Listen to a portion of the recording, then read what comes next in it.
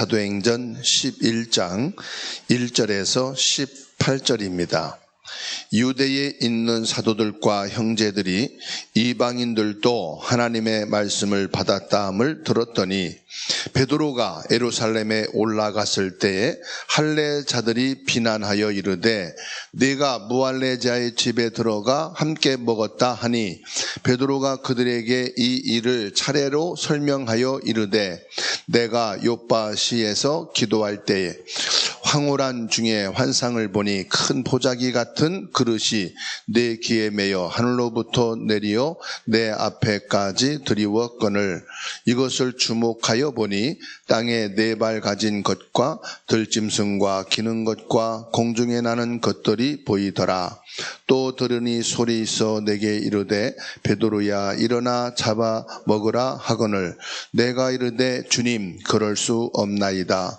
속되거나 깨끗하지 아니한 것은 결코 내 입에 들어간 일이 없나이다 하니 또 하늘로부터 두 번째 소리 있어 내게 이르되 하나님이 깨끗하게 하신 것을 내가 속되다 하지 말라 하더라.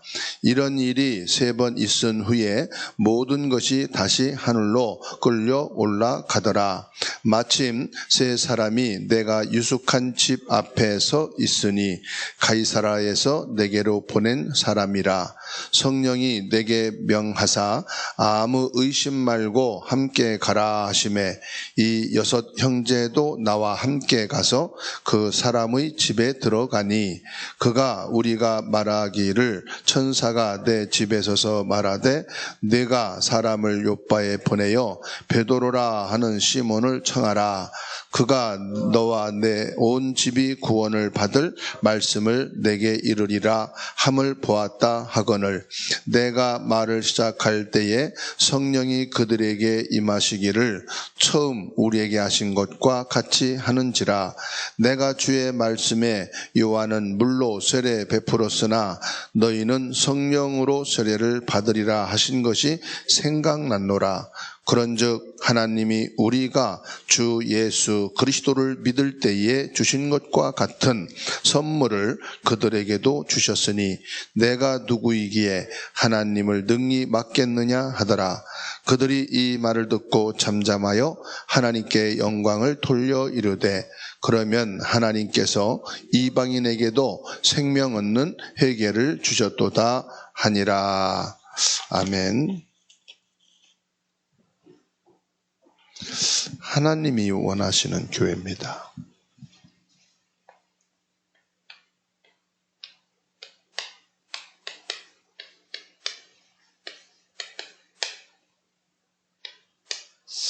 사도행전 11장 1절에서 18절이죠. 우리가 오늘 예배를 드리고 기도하는 가운데 말씀을 올바르게 받게 되면은 당장 응답이 오는 사람도 있겠지만은 두고두고 하나님의 계획은 이루어지는 것을 믿으시기 바랍니다. 다시 말하면은 우리가 기도하는 것은 계속해서 몇 년이 걸릴지라도 우리 평생을 두고 열매를 맺게 된다는 사실이에요. 그렇다면은 우리가 제일 먼저 해야 될 것이 예배 성공입니다. 예배 성공은 뭘까요? 왜 예배 성공은 인생의 성공이고 예배 실패는 인생의 실패라고 말할까요?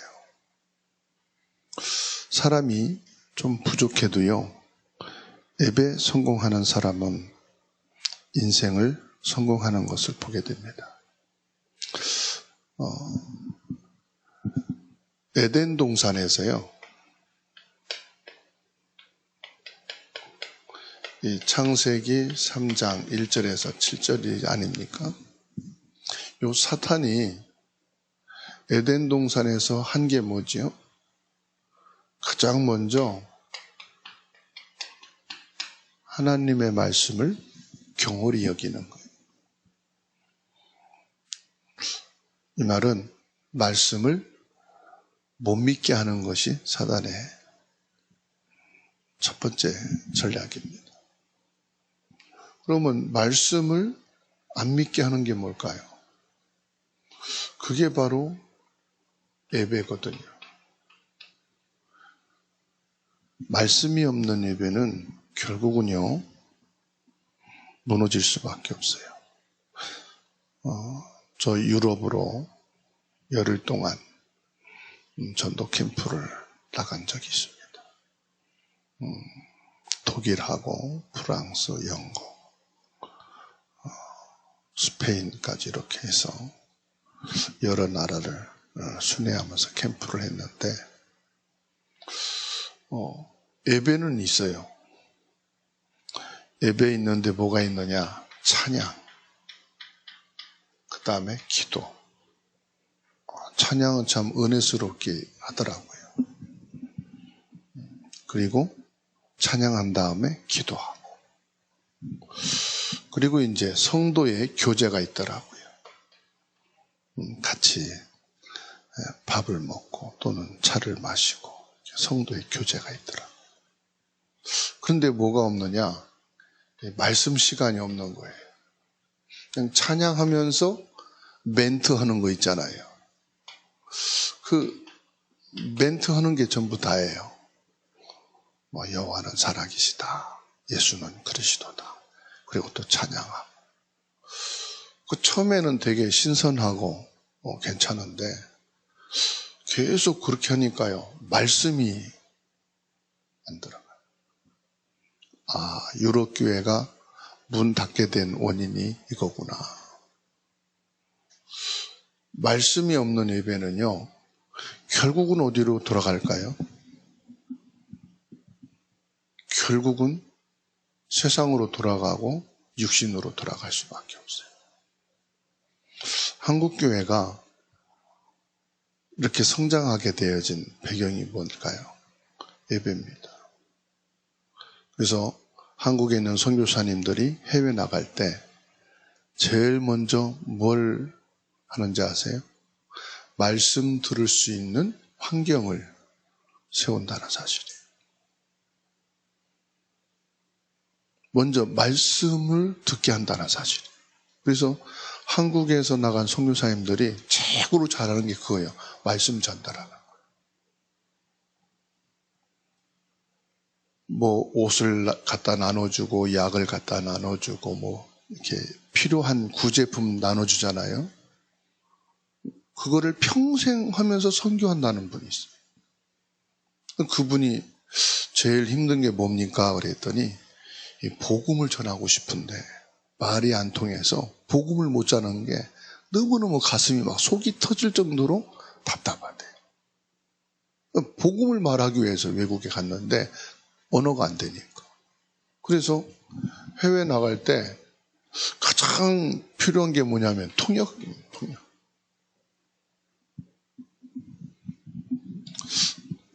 지난번 다윗이 탄자니아 갔을 때 카톡을 했지. 뭐하고 있니? 그랬더니 할아버지 말씀 전할 걸 지금 통역하고 있다. 참 귀한 일이다. 이 통역자가요, 얼마큼 중요하냐? 정확한 복음을 통역해서 전달해야 되거든. 그러니까 한국 교회가 성장한 배경에는 말씀 중심의 예배요. 한교 선교사님들이 해외에 나가서 사역하는데 많은 성령의 역사가 있는 것, 전도 열매가 맺어지는 게 뭐냐? 이 말씀. 그러니까 사단은 제일 먼저 뭘 공격합니까? 말씀을 못 듣게 하는 거예요. 그래서 마태복음 4장 1절에서 10절 말씀 보세요. 마귀가 예수님을 시험하지 않습니까? 그 시험한 세 가지 목적이 뭐냐? 여호와를 경배하지 말라. 즉 예배를 막는 겁니다. 하나님께 경배하지 말고 내게 경배해라. 구원의 축복과 성경 말씀이 진리라 해도요, 예배는 뭐라고요? 하나님을 경배하는 거. 하나님 경배가 뭐냐? 하나님 말씀 따르는 거예요. 하나님 말씀 인도받는 거예요. 그래서 가장 중요한 것은 어떻게 신앙생활 잘하면 됩니까? 하는 분들이 있거든요. 예배 성공할 수 있는 신자는 신앙생활 성공하게 됩니다. 이것은 모든 예배를 다 출석하라 그런 의미가 아니잖아요. 가장 중요한 것은 내가 뭐 때문에 하나님께 예배하고 싶다. 그래서 내가 직장이라든지 무엇을 해도 내가 하나님께 예배할 수 있는 일을 해야 되겠다. 그 중심만 가져도요, 하나님이 은혜를 주셔요. 하나님께 예배하는 일을 해야 되겠다. 그 불신자하고도요, 서로 거래를 할 때 나는 하나님을 믿는 사람입니다. 나는 하나님께 예배를 해야 사는 사람입니다. 내가 예배만 할 수 있다면은 이것을 할 수 있습니다. 여러분, 이렇게 고백할 수 있는 사람은요, 하나님이 성공한 인생 하게 만드십니다. 그래서 예배 성공이 모든 것의 성공이다. 그러면 예배를 우리가 제대로 드리려면은 두 번째로 뭘 해야 되겠습니까? 교회를 바르게 이해해야 합니다. 예수를 믿는다는 사람들 중에 교회를 바르게 이해하지 못한 사람들이 의외로 많아요. 교회를 잘 이해하고 교회에 대한 축복을 누리게 되면은 우리 남은 인생은 승리하게 되는 줄로 믿으시기 바랍니다. 교회를 알려면은 교회의 의미를 먼저 알아야 되겠죠. 구약에서 교회란 카할이라 그럽니다. 카할이란 말은 불러 모으다, 소집하다 이런 뜻이 있어요. 신약에서 교회의 의미는 에클레시아 그럽니다. 무엇으로부터 불러내다, 어디에서 불러내다, 즉 어디에서 밖으로 끌어내다 이런 의미를 갖고 있어요. 여기엔 중요한 영적인 의미가 있습니다.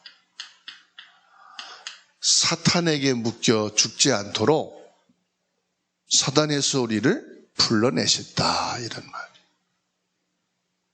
하나님을 떠나 저주 재앙에 빠져 있는 이 원죄에서 나를 불러내셨다. 영원한 이 지옥의 배경에서 우리를 불러내셨다. 이런 중요한 의미가 있어요. 그럼 여기서 우리를 건져내는 것이 복음이잖아요. 복음이란 말은 그리스도란 말이거든요. 어떻게 여기서 불러냅니까? 참된 왕이신 그리스도께서 나를 사단에서 불러내셨다 이 말이에요. 참된 제사장이신 그리스도께서 나를 지옥에서 저주 재앙 가운데 살지 말고 빼내셨다 이 말이에요. 참된 선지자이신 그리스도께서 나를 영원한 지옥의 배경에서 불러내셨다. 이게 교회의 의미예요. 그 교회라는 의미가 얼마나 중요한지 모릅니다. 이것 자체를 모르니까요, 성도가 시험에 든다, 마음에 안 든다 그러면 뭐라고 쉽게 말하죠? 나 교회 안 가 그럽니다. 교회 안 간단 말은요, 함부로 말을 하면 안 돼요. 교회 간다 안 간다는 게 뭔지 아십니까? 이거란 말이에요. 교회 안 간다 이 말은 나는 그냥 사단에게 잡혀 살 거야 이 말이에요. 나는 저주 재앙인 원죄 가운데서 살다 죽을 거야 이 말이거든요. 나는 그냥 영원한 지옥에 빠져서 있을 거야 이 말이에요. 얼마나 무서운 의미입니까? 근데 교회라는 의미를 잘 모르니까 말을 막 쉽게 하고 함부로 한다 이 말이에요. 교회는 여러분 많이 들었겠지만 눈에 보이는 교회, 눈에 안 보이는 교회, 무형교회와 유형교회 이렇게 나누는데요. 다시 말하면은 예수 그리스도로 구원받은 사람들이 모이는 곳을 교회라고 합니다. 구원받은 자들이 모이는 곳을 교회라 한다. 여러 조직을 갖추고 주일학교니 구역이니 남전도니 여전도니 일부 예배 어린 예배 있잖아요. 이런 시스템을 갖춘 눈에 보이는 교회.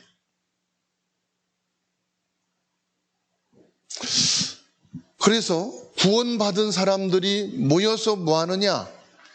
예배할 수 있는 예배 처소를 가리켜서 교회라고 한다. 그래서 교회당과 교회는 완전 다릅니다. 교회당을 성전이라고 그러지요. 그리고 교회는 뭐지요? 고린도전서 3장 16절 성전이라고 그럽니다. 너희가 하나님의 성전인 것과 하나님의 성령이 너희 안에 계심을 알지 못하느냐. 구약 시대에는 예배당, 성소가 있었고 지성소가 있었어요. 신약에는 예수님이 십자가에 못 박혀 죽으심으로 성소와 지성소 가운데 휘장이 찢어지고 교회가 하나가 됐습니다. 이제 지금은 지성소와 성소가 나뉘질 않아요. 무슨 말이죠? 구원받은 모든 성도는 구별되어진 곳이 없다. 모든 것이 성전이다. 다 소통하는 겁니다. 목회자와 성도와 중직자가 다 소통하고 다 통하는 것이 교회다. 모든 성도가 같이 함께 다 소통하는 것이다. 구약시대에는 성소가 주성소가 있어갖고요 들어가지 못할 곳이 있어요. 성도 중직자들이 못 가는 곳이 있어. 근데 십자가에서 이것을 다 예수님이 헐어버리신 거예요. 우리 자신이 바로 성전이고 모든 성도들이 바로 교회다. 그럼 교회의 목적은 뭡니까? 여기 1번에서 봤죠. 모든 교회의 목적은 뭐예요? 하나님을 경배하는 거예요. 그러니까 교회로서 하나님을 경배하지 못한다는 것은 교회 기능을 상실한 것이다. 교회를 위한 교회가 되면 안 돼요. 예배당을 위한 교회가 되면 안 돼요. 모든 교회는 하나님 경배가 목적이에요. 모든 성도 예배의 목적은 하나님 경배에 있는 겁니다. 아멘? 그런데 이게 바뀌어가지고요 예배당을 위한 교회가 돼버려요. 교회를 위한 교회가 돼버려요. 그 뭐가 빠졌습니까? 경배가 빠지면은 그 교회는 우상숭배가 되는 거예요. 하나님 경배가 빠져버리면 이거는 에덴 동산에서 사단에게 속아 넘어간 그 교회가 돼버린 거예요. 올바른 교회가 세워졌다는 것은 여기에 어마어마한 영적인 하나님이 주시는 힘을 다 갖게 되는 거예요. 그래서 교회가 올바른 사명을 깨달으면요 지역과 시대와 나라가 복을 받습니다. 그만큼 이 교회가 이 세상에 주는 영향이 크고요 사람들에게 주는 영향이 어마어마합니다. 자, 그러면 저와 여러분들이 뭘 봐야 되느냐? 초대교회를 보셔야 됩니다. 초대교회의 시작이 뭐였느냐? 부활하신 주님을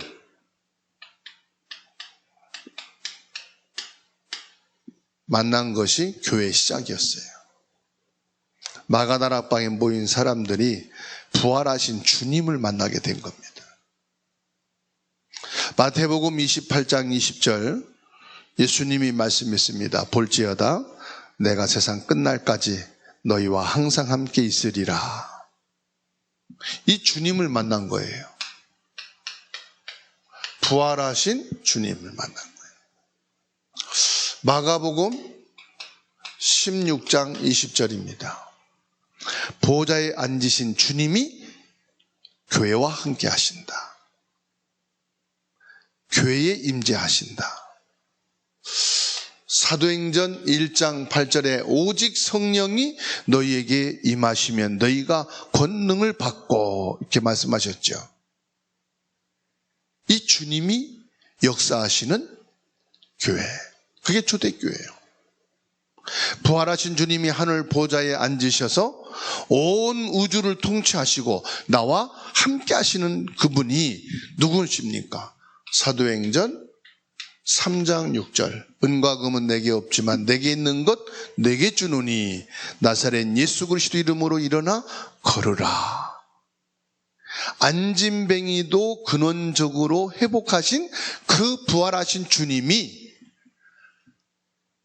함께한 자, 이 부활의 주님을 만난 자, 이게 교회의 시작이라니까요. 사도행전 8장 16절에서 18절입니다. 나사렛 예수 그리스도의 이름으로 명하노니 더러운 귀신아 나갈지어다. 여러분, 부활하신 주님을 만난 교회, 그냥 교회 가고 싶다고 해서 내 취미가 교회 다니는 거라서 부모, 형제, 친구가 교회 다니니까 나도 간다. 시작은 그렇게 합니다. 그러나 교회의 시작은, 참된 교회의 시작은 부활하신 주님을 만난 것이 교회의 시작입니다. 그래서 이 부활하신 주님을 만난 자들이 새 언약을 가지고 모이는 거예요. 새 언약이 뭘까요? 하나님이 어떤 교회를 원하시느냐? 그 새 언약이요, 사도행전 1장 3절입니다. 새 언약이 뭐냐? 하나님의 나라입니다. 부활하신 주님께서 우리와 함께 하시면서 새 언약을 잡은 하나님의 나라라고 하는 이 언약을 가진 자와 함께 하신다. 새 언약을 가진 교회를 통하여 뭘 이루신다? 하나님의 나라를 이루어 가신다. 그래서 사도행전 1장 5절에 너희는 몇 날이 못되어 성령으로 세례를 받으리라. 새 언약이 뭡니까? 모든 교회에는 성령이 임재하신, 성령이 역사하신, 그래서 초대교회의 시작은 뭐냐? 성령 임재가 시작입니다. 그래서 마가다락방 사도행전 2장 1절로 4절에 뭐지요? 성령이 임재하셨잖아요. 성령이 역사하셨잖아요. 부활하신 주님이 성령으로 임재하시고 성령으로 역사하시는 이 교회의 시작이다, 이 말이에요. 그래서 사도행전 1장 8절에 오직 성령이 너희가 임하시면 너희가 권능을 받고 땅끝까지 이르러 내 증인 되리라. 교회는 뭐냐? 1장 8절입니다. 성령의 임재와 성령의 역사로 뭐예요? 예수 그리스도의 증거가 있는 곳이 바로 교회다. 예수가 그리스도의 되심이 증거하는 곳이 교회예요. 예수 그리스도를 전달하고 전파하는 것이 교회다. 1장 11절이에요. 언제까지입니까? 예수님께서 재림하시는 날까지 선교단체나 그 어느 단체는 세워졌다가도 없어지지만 교회는 이 땅에 지속됩니다. 왜요? 예수 그리스도가 오시는 날까지 그리스도를 전파하는 것이 교회이기 때문에. 그래서 공산주의가 이 교회를 문을 못 닫은 거예요. 아무리 경제 성장하고 경제가 우상이라고 해도 교회는 닫을 수가 없어요. 어떤 교회예요? 예수가 그리스도라고 하는 이 복음을 증거하는 교회는 계속되어진다 이 말이에요. 부활의 주님이 우리와 함께 계심을 믿으시기 바랍니다. 사람들은 내가 교회에서 시험 들었다 하는데 아니에요. 내가 시험 든 게 아니에요. 가만히 보면은요, 오히려 나 때문에 시험 든 사람이 더 많아. 내가 누구 때문에 시험 들었어 그러는데 나로 인해서 시험 든 사람이 더 많지, 내가 누구 때문에 시험 들었다는 것은 아주 극히 일부예요. 사단이 나를 넘어뜨리기 위해서 결국은 뭐 합니까? 말씀의 기준이 아니라 내가 기준이니까 내가 시험 들어서, 그래서 내가 넘어져서 내가 예배를 실패하는 거죠. 이게 사단의 공격입니까? 사람입니까? 사단의 공격이에요. 옆에 있는 사람, 가족을 통해서 나를 흔들고 넘어뜨린다. 가족입니까? 아니면은 납니까? 가족도 아니고 나도 아니에요. 결국은 사단의 목적이에요. 그런다고 해서 내가 사단에게 이용당했다 그런 말이 아닙니다. 사단의 목적이 뭐예요? 말씀이 끊어지는 거예요.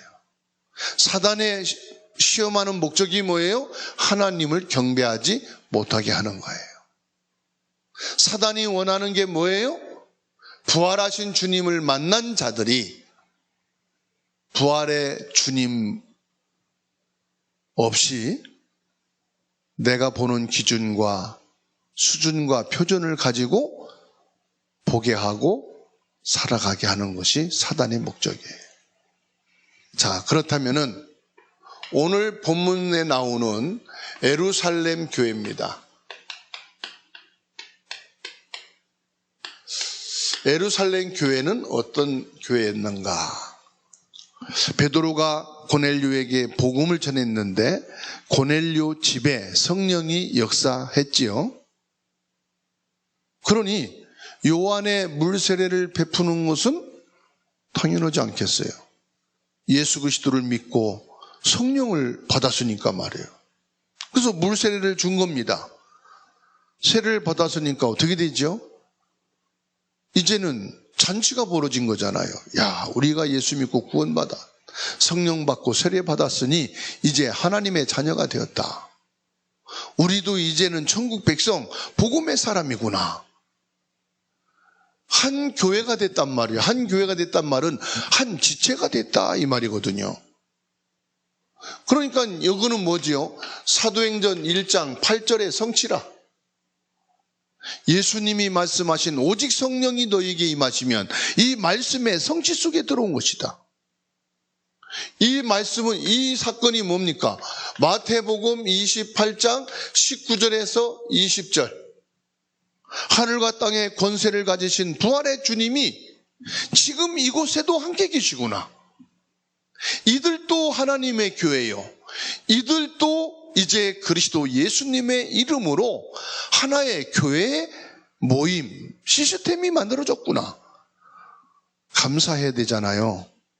그런데 이 예루살렘 교인은 어떤 사람이냐? 할례 받은 사람들의 중심으로 세워진 교회거든. 그러니까 복음 받고 예수 그리스도 이 사실을 믿으면서도 이들 마음에는 이 예루살렘 교회 교리는 뭐가 기준이냐? 할례 받은 자만 예배할 수 있고 할례 받은 자만 성찬식에 참여할 수 있고, 할례 받은 자만 한 교회에 소속이 될 수가 있다. 이 사상이 딱 들어가 있던 거예요. 그러니까 분명히 복음으로 구원을 받았음에도 불구하고 이들의 기준은 뭐냐? 할례요. 이들의 신앙의 표준이 뭐냐? 할례요. 그래서 모든 것을 할례를 받았느냐 안 받았느냐, 이걸 가지고 사람을 평가하고 신앙을 평가하고 교회를 평가하고 있다 이 말이에요. 요한복음 10장 8절에서 10절입니다. 옛날 갖고 있던 그 생각, 기준이 그대로 갖고 있는 거예요. 옛날 생각, 옛날 기준, 표준, 목적이 뭡니까? 먼저 들어온 거예요. 먼저 들어온 거. 이게 얼마나 무서운지 모릅니다. 먼저 그 생각 속에, 먼저 그 사람의 마음 속에 들어와 있는 것, 이게 사탄의 역사입니다. 복음이 아니고 내게 먼저 들어와 있는, 이게 자리 잡고 있다 이 말이에요. 이게 바로 뭡니까? 요한복음 13장 2절입니다. 이게 얼마나 무서운 건지 모르죠. 복음보다 각인된 거, 복음보다 먼저 뿌리 내린 거, 복음보다 먼저 체질된 거, 그러면 뭐 일 생기면 이게 기준이에요.